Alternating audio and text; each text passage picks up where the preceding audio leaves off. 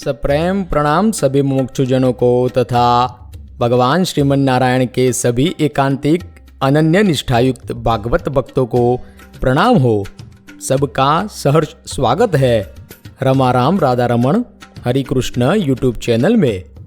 सबके अंतर्यामी ऐसे भगवान श्री वासुदेव को बार बार प्रणाम करते हुए आज के कथानक निर्जला एकादशी अर्थात पांडव एकादशी या भीम एकादशी से लाभान्वित होने का सब मिलकर प्रयास करते हैं, जिसको श्री हरि सर्व प्रकार से सफल करे।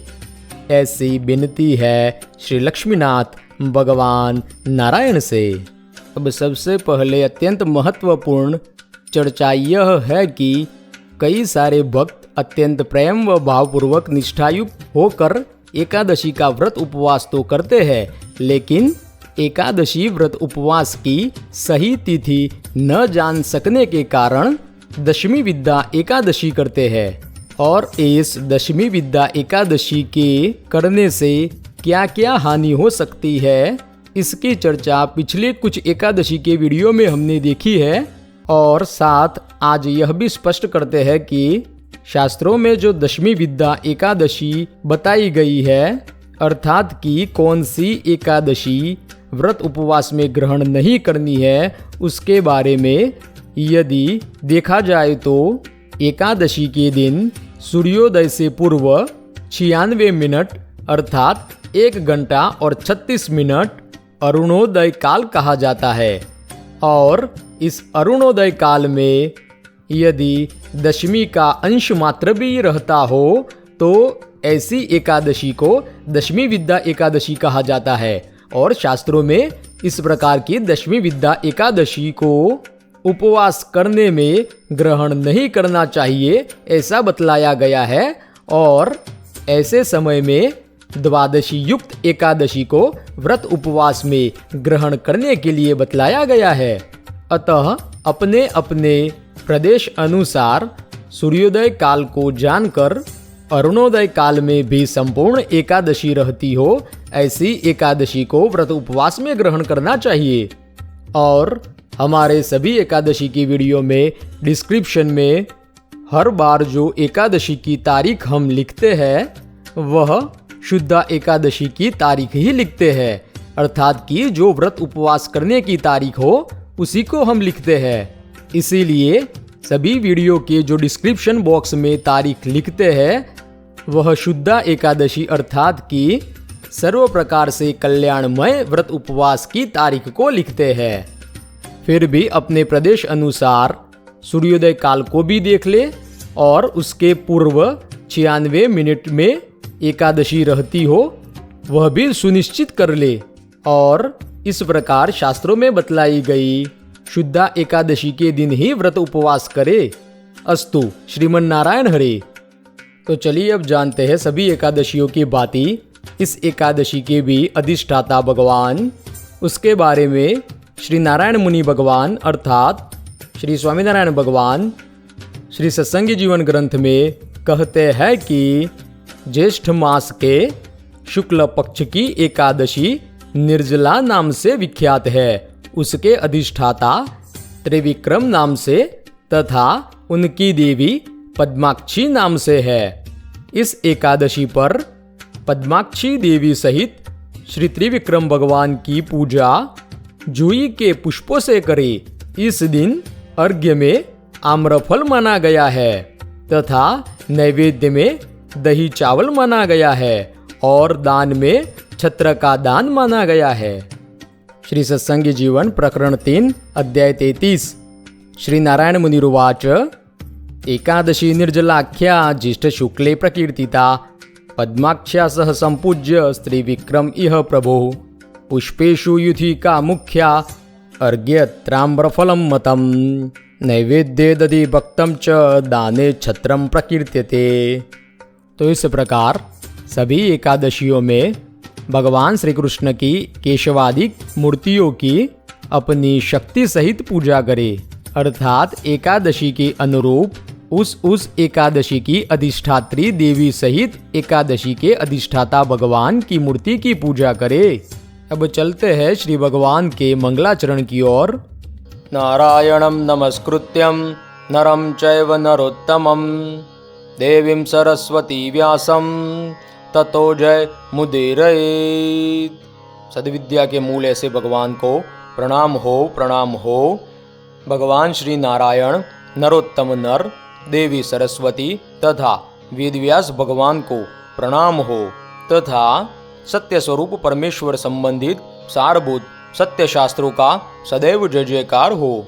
अब अक्षरधाम के अधिपति माँ राधा रमा युक्त श्री कृष्ण जो बद्रीवन में मुनि रूप धारण करके तप में स्थित है, ऐसे श्री नरनारायण भगवान को हम प्रार्थना करते हैं।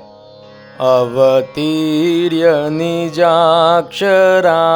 परा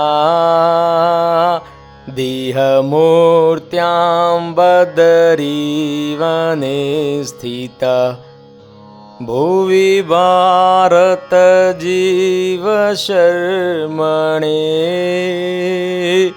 नर नारायण देव पाहि माम्।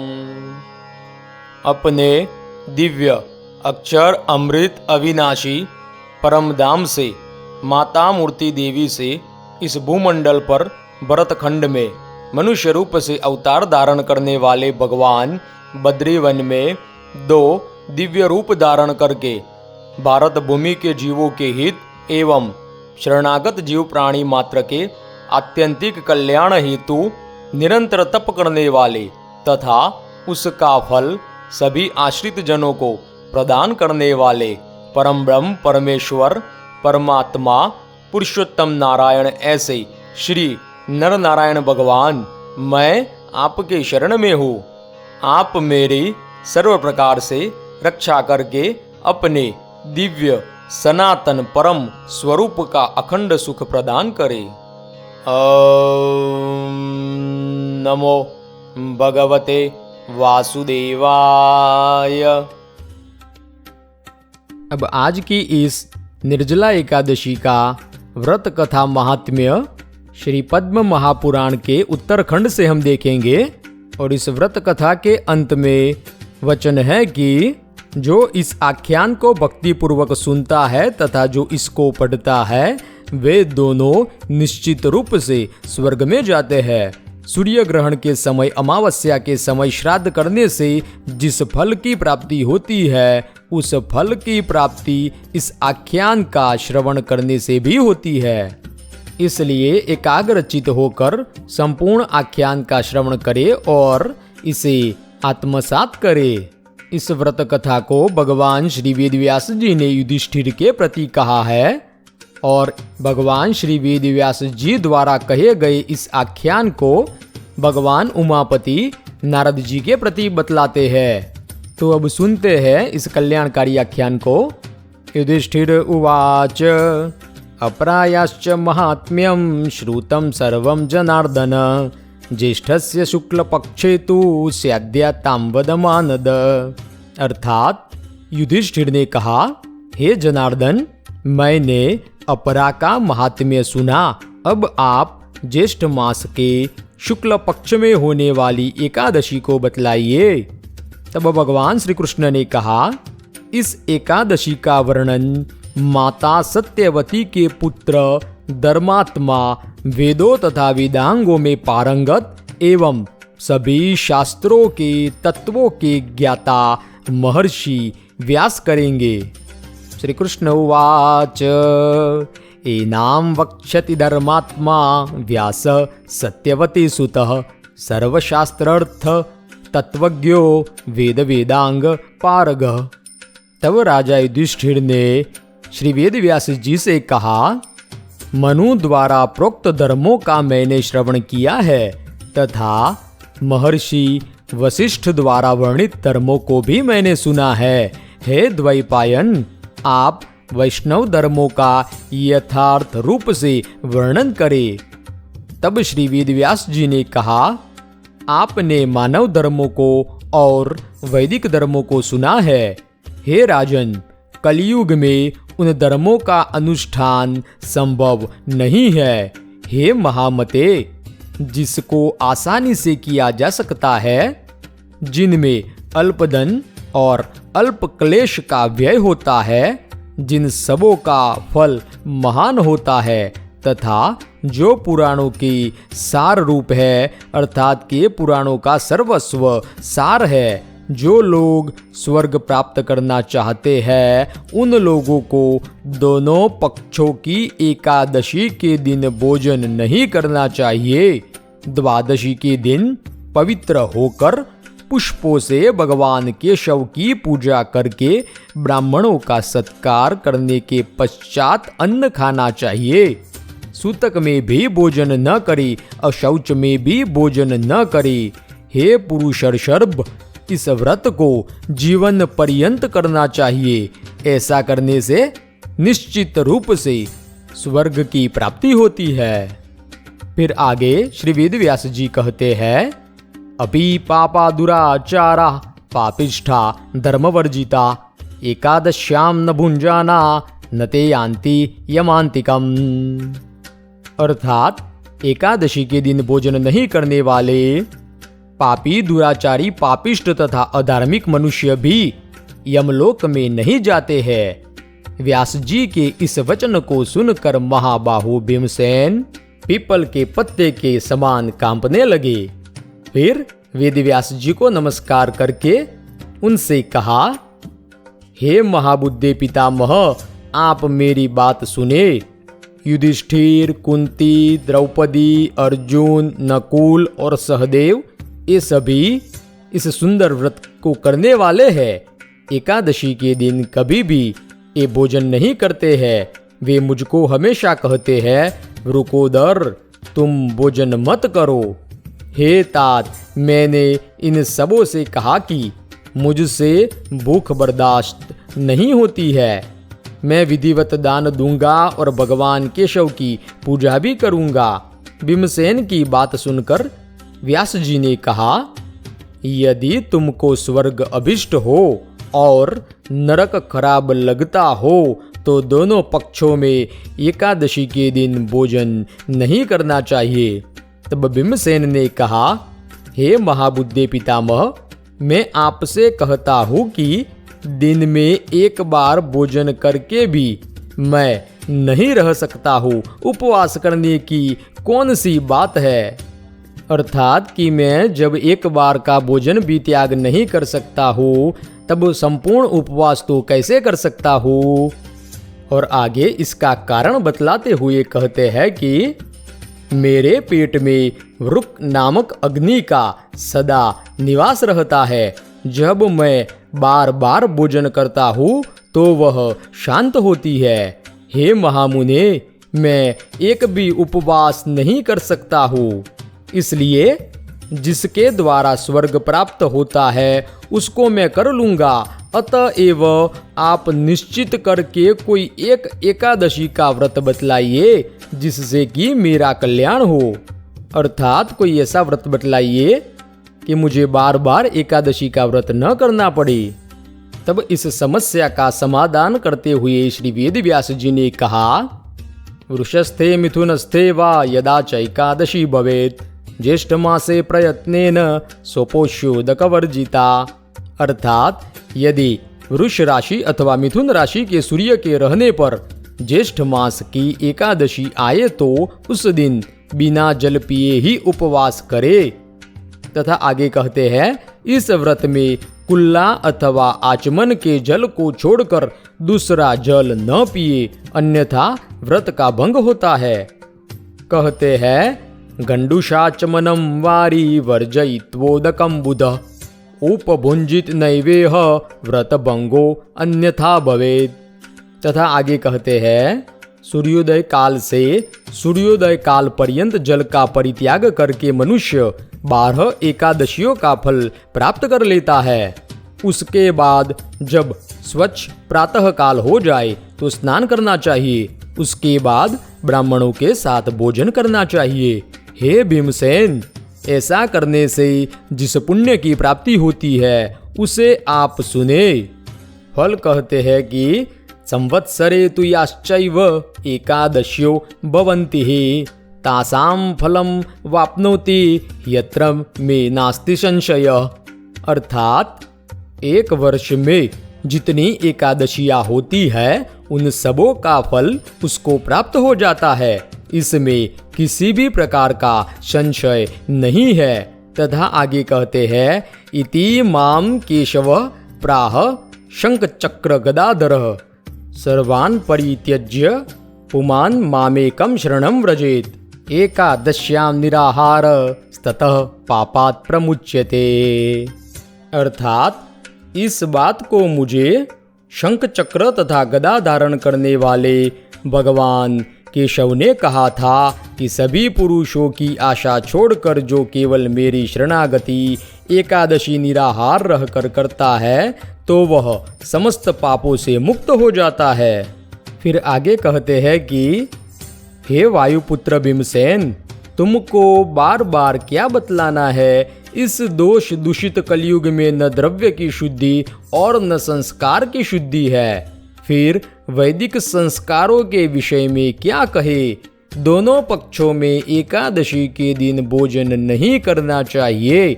ज्येष्ठ मास के शुक्ल पक्ष की एकादशी के दिन निर्जला एकादशी व्रत का जो फल होता है उसको आप सुने।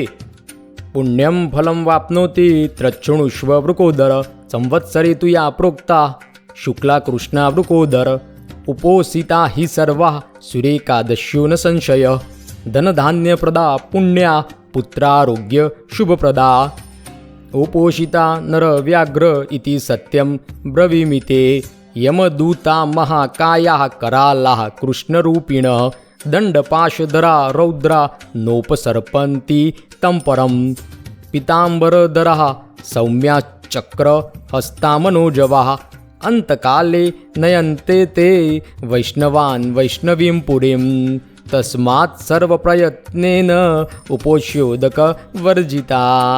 अर्थात पूरे वर्ष में जितनी भी शुक्ला तथा कृष्णा एकादशियां होती है उन सबों का फल मिल जाता है।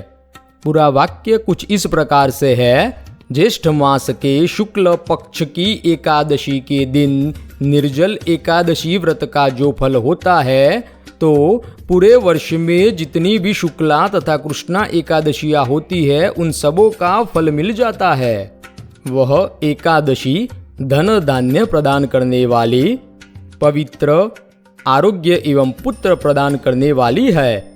जो एकादशी का व्रत करता है उसके पास महाकाय, दंडपाशधारी, भयंकर तथा काले काले यमदूत नहीं आते हैं। यह मैं सत्य कहता हूँ। इन वैष्णवों को अंतिम समय में पीताम्बरधारी, सौम्य स्वभाव वाली, हाथ में चक्र धारण किए हुए, मन के समान वेग वाली विष्णु दूत आकर भगवान विष्णु के लोक में ले जाते हैं। अतएव सभी प्रकार के प्रयास से निर्जला एकादशी का व्रत करना चाहिए। फिर आगे कहते हैं कि उस व्रत के समय जल धेनु का दान करके मनुष्य सभी पापों से मुक्त हो जाता है। यह जल धेनु एक प्रकार का धेनु दान ही है।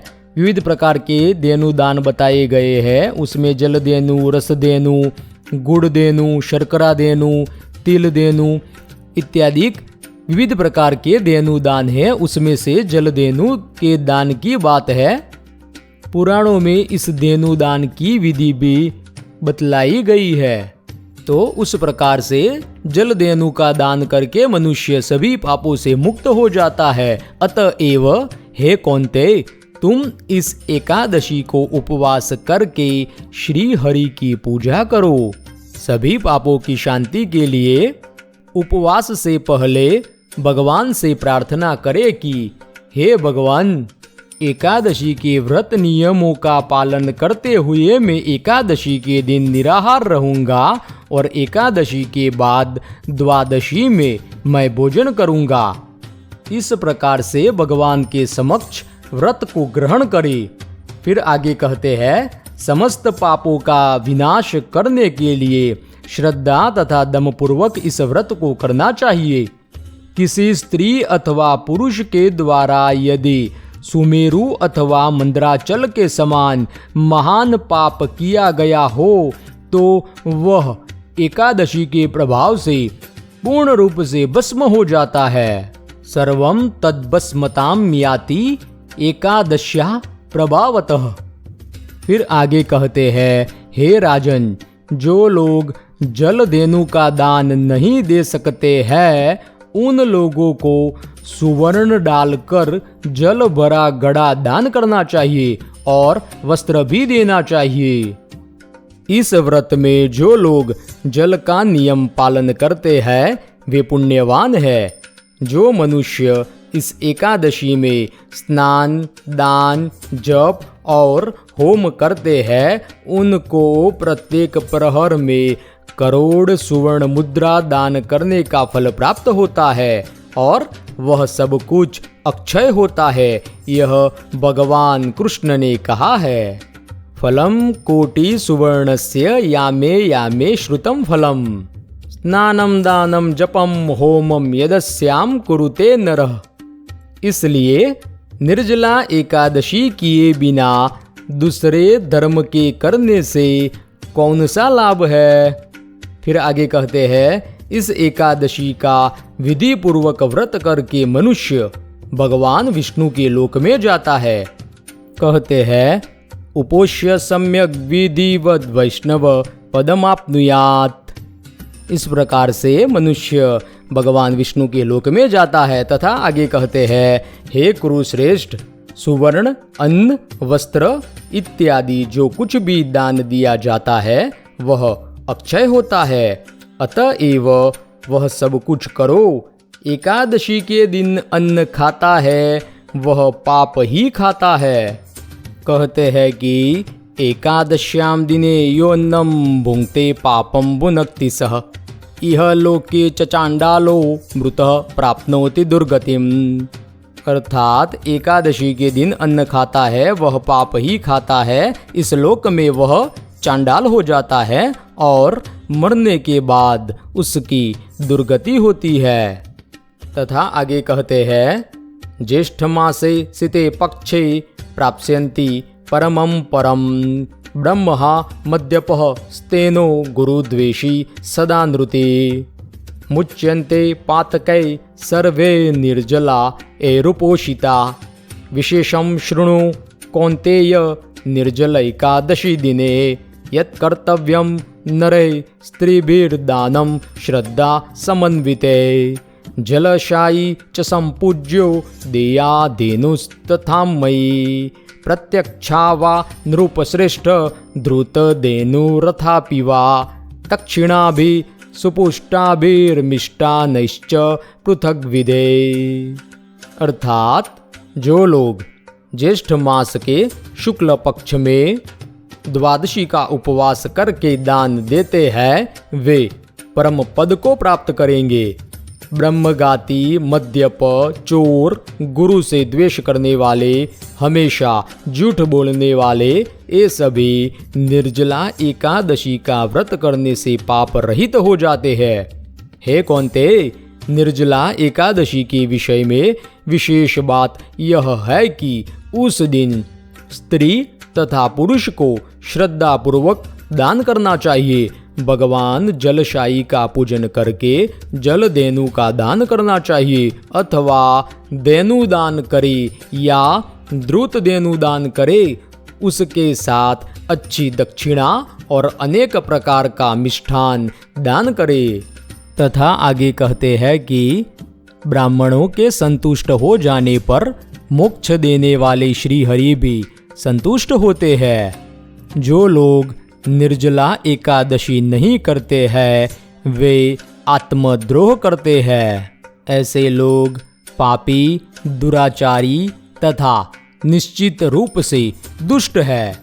वे आगामी 100 पीढ़ी को तथा अतीत काल की 100 पीढ़ी को अपने साथ श्री भगवान के लोक में ले जाते हैं। जो लोग उस दिन शांत दांत रहकर दान करते हुए श्री हरि की पूजा करते हैं तथा रात्रि में जागरण करते हैं एवं निर्जला एकादशी व्रत करते हैं।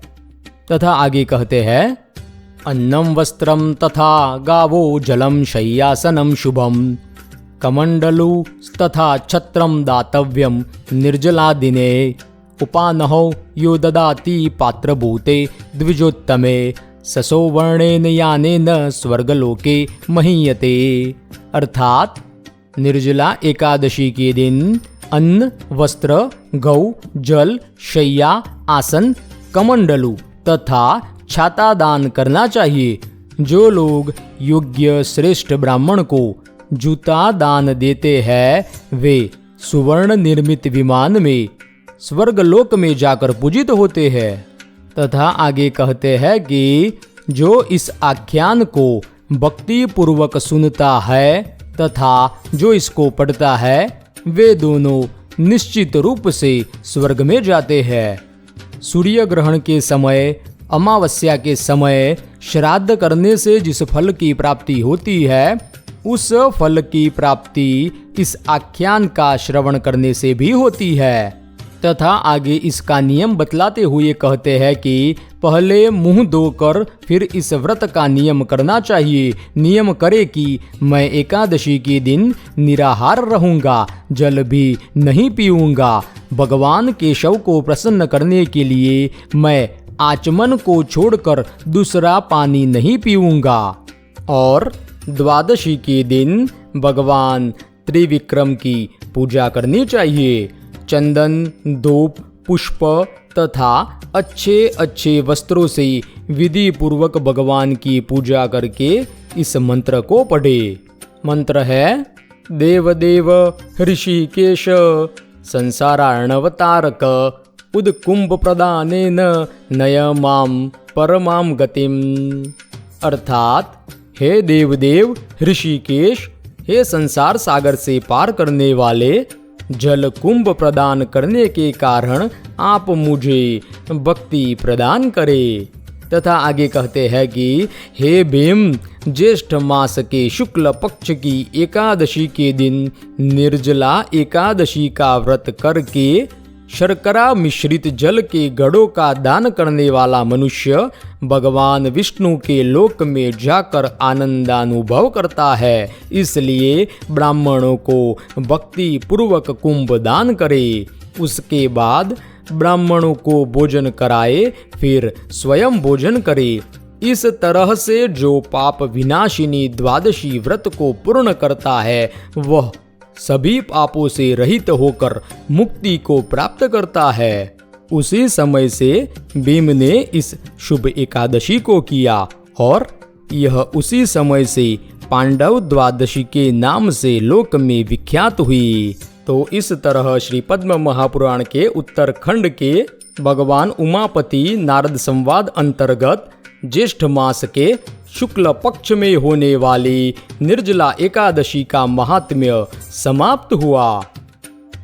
अब आगे नारद पुराण में कहा है कि मनुष्य दोनों पक्षों की एकादशी को निराहार रहे और एकाग्र चित्त हो, नाना प्रकार के विध विध पुष्पों से शुभ एवं विचित्र मंडप बनावे, फिर शास्त्रोक्त विधि से भली भांति स्नान करके उपवास और इंद्रिय संयम पूर्वक श्रद्धा और एकाग्रता के साथ विविध प्रकार के उपचार, जप, होम, प्रदक्षिणा, स्तोत्र पाठ, दंडवत प्रणाम तथा मन को प्रिय लगने वाले जय जयकार के शब्दों से विधिवत श्री विष्णु की पूजा करे तथा रात्रि में जागरण करे।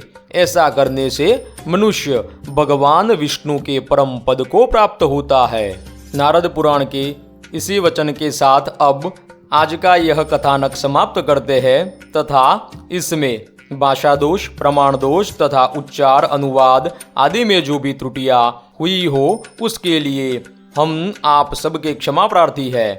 मिलते हैं अगले वीडियो में, तब तक के लिए सबको रमा राम राधा रमण हरि कृष्ण हरे हरे। जय जय राम कृष्ण हरे, जय जय राम कृष्ण हरे, जय जय राम कृष्ण हरे, जय जय राम कृष्ण हरे।